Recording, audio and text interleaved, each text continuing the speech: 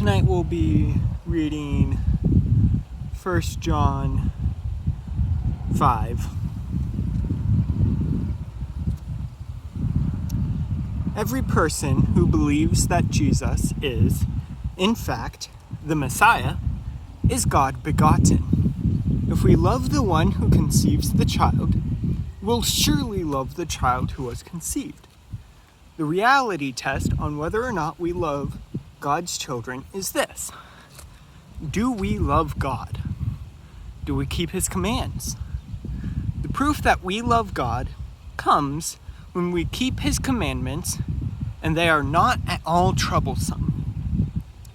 Every God-begotten person conquers the world's ways. The conquering power that brings the world to its knees is our faith. The person who wins out over the world's ways is simply the one who believes Jesus is the Son of God. Jesus, the divine Christ. He experienced a life-giving birth and death-killing death. Not only birth from the womb, but baptismal birth of his ministry and sacrificial death. And all the while, the Spirit is confirming the truth, the reality of God's presence at Jesus' baptism and crucifixion, bringing these occasions alive for us. A triple testimony: the Spirit, the baptism, the crucifixion. And the three are in perfect agreement. If we take human testimony at face value, how much more should we be reassured when God gives testimony as He does here, testifying concerning His Son? Whoever believes in the Son of God inwardly confirms God's testimony.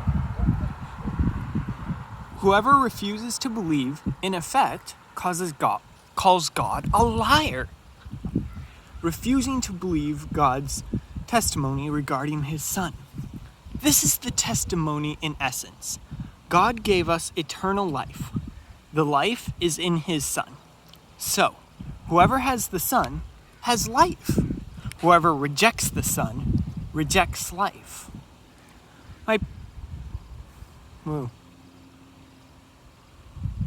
My purpose in writing to you is simply this: that you who believe in God's Son will know beyond the shadow of a doubt that you have eternal life, the reality and not the illusion, and how bold and free we then become in His presence, freely asking everything according to His will, sure that He's listening. And if we're confident that He's listening, we know what we've asked for is as good as ours. For instance, if we see a Christian believer sinning, clearly I'm not talking about those who make a practice of sin in a way that is fatal, leading to eternal death. We ask for God's help, and He gladly gives life to the sinner whose sin is not fatal. There is such thing as fatal sin, and I'm not urging you to pray about that. Everything we do wrong is sin, but not all sin is fatal. We know that none of the God-begotten makes a practice of sin, fatal sin. The God-begotten are also the God-protected. The evil one can't lay a hand on them. We know that we are held firm by God.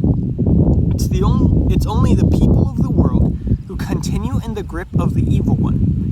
And we know that the Son of God came so we could recognize and understand the truth of God. What a gift!